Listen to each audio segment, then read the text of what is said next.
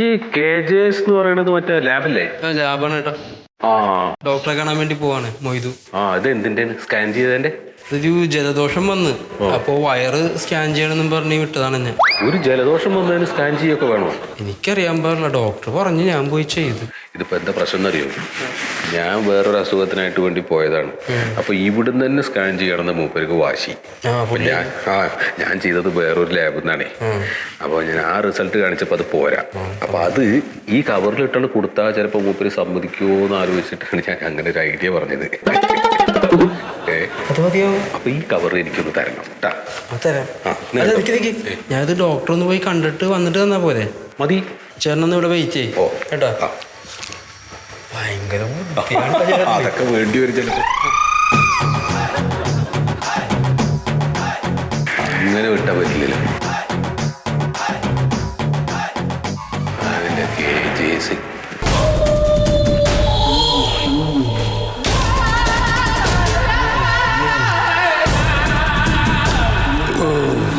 നന്നായിട്ട് കഴിച്ചില്ലേ? പിന്നെ ഇതെന്താ കഴിക്കാന്? പിന്നെ ഞാൻ ഈ വക ഭക്ഷണം കഴിക്കില്ല നടക്കറിഞ്ഞൂടെ? അതെ, കുത്തുവാണേ.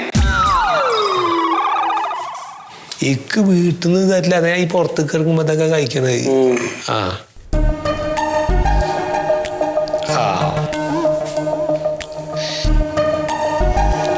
എടുത്തോ? പിടിക്കാം. തിരുമണ്ട. ആരോടായി പറയണത്? ഇതൊക്കെ എപ്പോഴും ചെയ്യണം. ചെന്നാ മതിയേ. എന്തായാലും മൂപ്പര് നല്ല പുഷ്പം മാരി എടുത്ത്. മറ്റേ ചങ്ങായി ആകെ അങ്ങോട്ട് അവനെ കണ്ടപ്പോ എനിക്ക് ഒരു സുഖമില്ല. എവിടുന്ന പഠിച്ച മാനേത്? ഞാന് ചിറ്റമ്പലത്തെ ഒരു ദയാ ക്ലിനിക് ഉണ്ട്, അവിടുന്ന് പഠിച്ചതാ. അല്ല, അപ്പൊ ഇത് കോഴ്സായിട്ട് പഠിക്കൊന്നും വേണ്ടേ? അതിന്റെ ആവശ്യമൊന്നുമില്ല. ഏതായാലും നല്ല ലാബിലേ കുറച്ച് ദിവസം നിന്നാ നമ്മളിത് പഠിച്ചാൽ വളരെ ഈസി ആയിട്ട് പഠിക്കാം. നമുക്ക് ശകലം ശ്രദ്ധ ഉണ്ടെങ്കിലേ നമ്മള് ഈ മേസ്ത്രിമാരെ കൂടെ കൈയാളായിട്ട് നിന്നിട്ട് മേസ്ത്രി ആവൂലേ, അതുപോലെ ഏതെങ്കിലും നല്ല ഡോക്ടറെ കൂടെ നിൽക്കണമെന്നുണ്ടായിരുന്നു. പക്ഷെ അതിനുള്ള ഭാഗ്യം കിട്ടിയില്ല. അല്ലെങ്കിൽ എനിക്ക് ഡോക്ടറാവായിരുന്നു.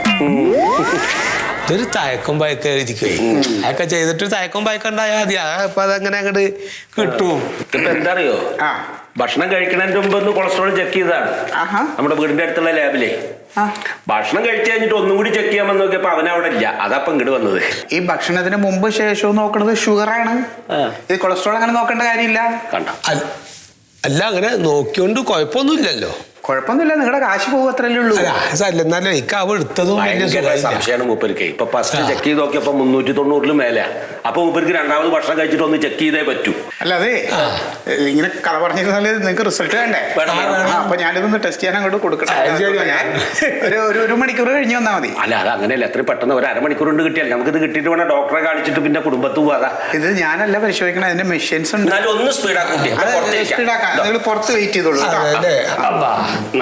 അങ്ങോട്ട് നിൽക്കാം.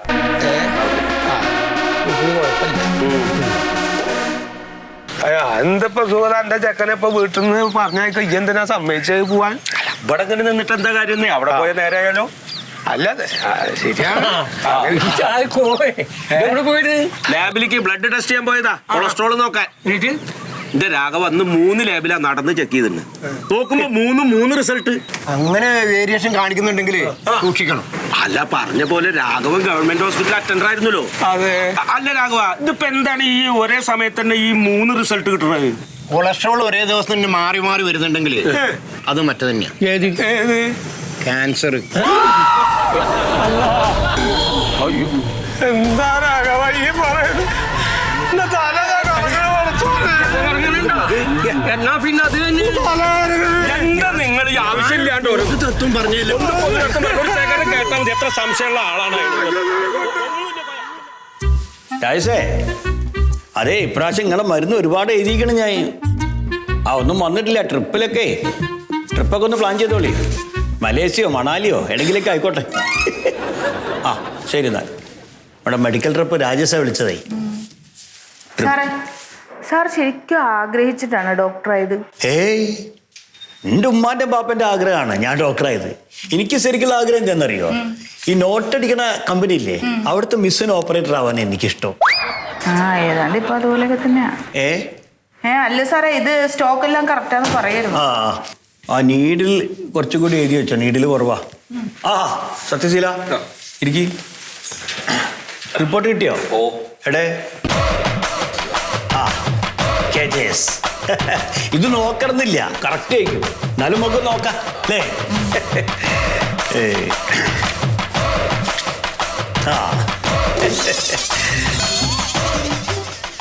ഇതാണ് കറക്റ്റ് റിസൾട്ട്. അതല്ലേ? ബാക്കിയൊക്കെ വേസ്റ്റ്.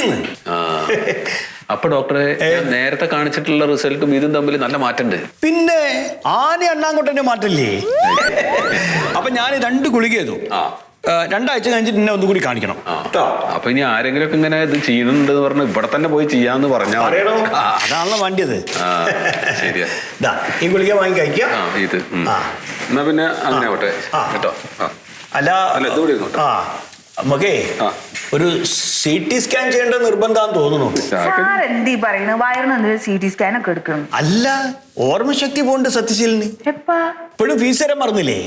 അല്ല ഫീസ് ഇപ്പൊ രാവിലെ തന്നില്ല 200 രൂപ. അത് രാവിലെ അല്ലേ? അത് രാവിലത്തെ സിറ്റിംഗ്. ഇത് ഉച്ചയ്ക്ക് ശേഷം ആഫ്റ്റർനൂൺ സിറ്റിംഗ് അല്ലേ? ഒരു 100 രൂപ ഉണ്ടാവും. അത് മതി ഡോക്ടറെ. അതല്ല ഫീസ് തന്നെയാണല്ലോ. അതിപ്പോ എല്ലാ ഡോക്ടർമാർക്കും കൊടുക്കേണ്ടതല്ലേ?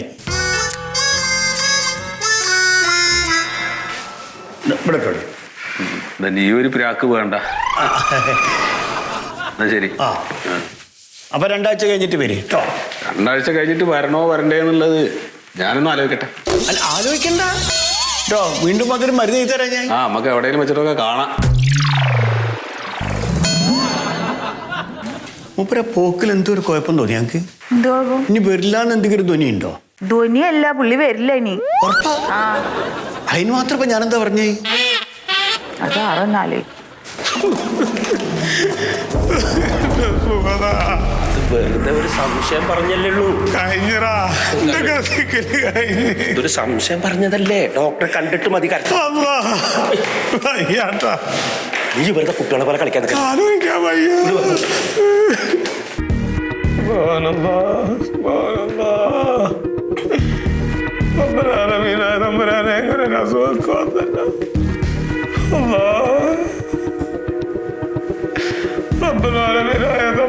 എന്റെ ജീവിതത്തിൽ ഉണ്ടായിട്ടില്ല, എന്റെ കുടുംബത്തോടെ ഉണ്ടായിട്ടില്ല അങ്ങനെ നടക്കണമോ? എന്തിനാണ് റബ്ബേ ഈ വയസ്സാകാലത്ത് ഇങ്ങനെ കരയേണ്ട കാര്യമൊന്നുമില്ല. ഇനി അഥവാ ക്യാൻസർ ആണെങ്കിൽ കീമോ ചെയ്യാനുള്ള സൗകര്യം കേട്ടില്ലേ? അപ്പൊ കീമോ ചെയ്യണം എന്ന് പറഞ്ഞിട്ടുണ്ട്. ചെയ്തോട് കീമോ ആരെങ്കിലും എന്തെങ്കിലും പറഞ്ഞു നിങ്ങളിങ്ങനെ നിലവിളിക്കല്ലേ? അതെ ഈ രോഗം ലക്ഷണം ഇത് സംബന്ധിച്ച് വിവരമില്ലാത്തവർ പറയുന്ന ഒരു കാര്യവും കേൾക്കരുത്. ഒരു പറഞ്ഞ പ്രകാരം ചികിത്സിക്കുകയും ചെയ്യരുത്. എന്ത് പേടി നമുക്ക് ഉണ്ടായിരുന്നതായി കണ്ട കാലന്റെ കൂടെ നടന്നിട്ട് പരാഗമം പറഞ്ഞപ്പോഴല്ലേ അസുഖങ്ങൾ മനസ്സിലായത്. ഇവങ്ങനെ എങ്ങനെ ചാടി കളിച്ചോണ്ട് നിങ്ങൾ മനസ്സിലാക്കേണ്ട ഒരു കാര്യമോ, മനുഷ്യ ശരീരത്തിൽ ലിറ്റർ കണക്കിന് രക്തമാണ് ഒഴുകിക്കൊണ്ടിരിക്കണേ. ഇത് മുഴുവൻ ഊറ്റിയെടുത്തിട്ട് നമുക്ക് പരിശോധിക്കാൻ പറ്റൂല്ലോ. അപ്പൊ ഒരു നിശ്ചിത സാമ്പിള് ചെറിയൊരു കണിക എടുത്തിട്ട് മാത്രമേ നമുക്ക് ടെസ്റ്റ് ചെയ്യാൻ പറ്റുള്ളൂ. അതായത് ഒരു ലാബില് 1-ലധികം തവണ ബ്ലഡ് പരിശോധിച്ചാല് 10% വരെ വ്യത്യാസവും ഹെൽത്ത് അതോറിറ്റി വരെ പിന്നെ അനുവദിച്ചിട്ടുണ്ട്. അതായത് ഉദാഹരണത്തിന് നമ്മളിപ്പോ ഒരു സ്വർണ്ണവള അതിന്റെ ഏത് ഭാഗത്തുനിന്ന് ചിരണ്ടിയാലും വാല്യൂ ചെക്ക് ചെയ്ത് അതൊന്നായിരിക്കും. എന്തപ്പോ നമ്മള് കല്യാണത്തിന് സ്വർണ്ണം എടുക്കാൻ വന്നേക്ക അവിടെ? അതല്ലാതെ ഓരോ ഉദാഹരണം പറഞ്ഞാണ് കേക്കിങ്ങള്. അതുപോലെ അല്ല ബ്ലഡ്. ഈ ബ്ലഡിന്റെ ഓരോ സാമ്പിളിലും സെല്ലുകളുടെ എണ്ണം വ്യത്യാസമായിരിക്കും. ഇപ്പൊ ഒരു ലാബിൽ അത് 100 ആയിരിക്കും എന്നും പറഞ്ഞാൽ അടുത്ത ലാബിൽ ചെന്ന് നോക്കുമ്പോ അത് 100 ആണോന്നില്ല. അതല്ലേ ഉദാഹരണത്തിന് ഈ ഞാൻ പറയാം സാർ. അതായത് നമ്മൾ ഒരു കലത്തില് കുറച്ച് പായസം വെക്കണം. ഞാൻ പറഞ്ഞില്ലേ ഓളിപ്പോഴും കല്യാണം വിട്ടു പോയിട്ടില്ല. പായസം സ്വർണത്തിന്റെയും കഥ ഞാൻ ചേട്ടനോട് പറയാം. അപ്പൊ ഒരു കലത്തില് പായസം വെക്കണം. അതിലേക്ക് ഒരു 10 അണ്ടിപ്പരിപ്പ് ഞാൻ ഇടണം. അപ്പൊ ഈ അണ്ടിപ്പരിപ്പിന്റെ സാന്നിധ്യം ഉണ്ടോന്ന് അറിയാൻ വേണ്ടി ഞാൻ 2 ഗ്ലാസ്സിലാക്കിയിട്ട് നിങ്ങൾക്ക് 2 പേർക്കും തരണം. ഒരാള് കുടിക്കുമ്പോ ചിലപ്പോ ഒരു അണ്ടിപ്പരിപ്പ് കിട്ടും. അപ്പൊ അത് പോസിറ്റീവായി. മറ്റേ ആള് കുടിക്കുമ്പോ ഒരെണ്ണം പോലും ചിലപ്പോ കിട്ടില്ല. അപ്പൊ അത് നെഗറ്റീവായി. എന്തെങ്കിലും പറയുന്നത് നിങ്ങള് മരിക്കാൻ ആള് കിടക്കണ നേരത്തെ നിങ്ങള് പായസം ഉണ്ടാക്കി കളിക്കുക. അതിനിപ്പോ എന്താ ചെയ്യണ്ടിപ്പോ? പറഞ്ഞുതരാം. ഇതിപ്പോ ഇങ്ങനെയൊക്കെ ആണെങ്കിലും കോയന്റെ ഈ റിസൾട്ട് എനിക്ക് ന്യായീകരിക്കാൻ പറ്റൂല. കാരണം എന്താ അറിയോ, ഇത് മൂന്നും ഭയങ്കര വ്യത്യാസമാണ്. അതാ ഞാൻ പറഞ്ഞത്, ഒരുപാട് വ്യത്യാസമാണ്. പറഞ്ഞത് ഇതിപ്പോ ലാബിന്റെ തകരാറാണ്. അല്ലാണ്ട് നിങ്ങൾക്ക് ക്യാൻസറും പിന്നെ ട്യൂമറും ഒന്നും നിങ്ങൾക്ക് ഇല്ലാന്ന്.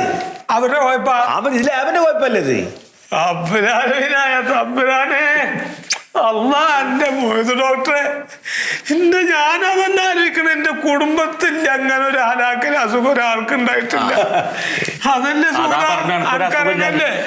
അല്ലേ ഈ ലാബിന് ഇങ്ങനെയൊക്കെ തകരാറ് സംഭവിക്കാൻ പാടും. അതായത് യോഗ്യതയും പരിചയസമ്പന്നതയുള്ള ടെക്നീഷ്യന്മാരുണ്ടായിക്കോളുന്നില്ലാതെ അതൊരു കാര്യമാണ്. പിന്നെ ഈ മെഷീനൊക്കെ ഉണ്ടല്ലോ, യഥാസമയം നമ്മൾ സർവീസ് നടത്തണം, കാലിബ്രേഷൻ നടത്തണം.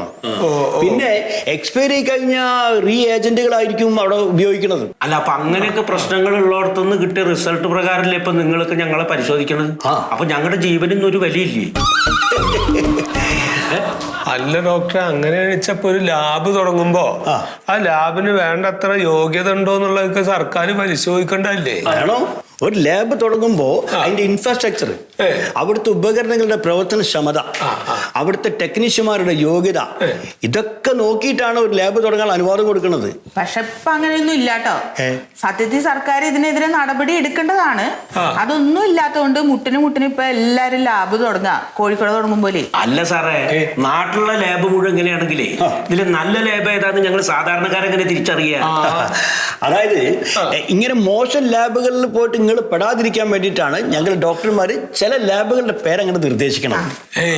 എങ്ങനെ ഡോക്ടറെ, നിങ്ങളിപ്പോ ഈ കാണുന്ന ലാബുകളിലൊക്കെ കയറി ഇറങ്ങിയിട്ട് അതിന്റെ ഗുണവാധികാരങ്ങൾക്ക് അന്വേഷിക്കാൻ പറ്റുമോ? അല്ല, ഡോക്ടർ അങ്ങോട്ട് പോയി പരിശോധിക്കണ്ട, ആ ലാബുകാരൊക്കെ ഇങ്ങോട്ട് വരും. അവരിങ്ങോട്ട് വന്ന എങ്ങനെയാണ് ലാബിന്റെ ഗുണങ്ങൾക്ക് അറിയാൻ പറ്റണത്? അതിന് അവര് വെറുതെ കയ്യമീശി വരില്ലല്ലോ കോയ. അവര് വരുമ്പോ അവരുടെ ഒരു കവർ ഉണ്ടാവും. ആ കവറിന്റെ കന അനുസരിച്ചാണ് ഏതാണ് നല്ല ലാബ് കെട്ട ലാബ് എന്ന് ഇവര് തീരുമാനിക്കുന്നത്. സാധാരണക്കാരുടെ ജീവിതം വെച്ച് പന്താടിയിട്ട് ജീവിക്കാൻ കുറെ എണ്ണം. നമ്മുടെ വിധി, അല്ലാതെ എന്താ പറയേ? തവക്കലത്തു അലല്ലാഹ്. ന്യായം മായം മറിമായം.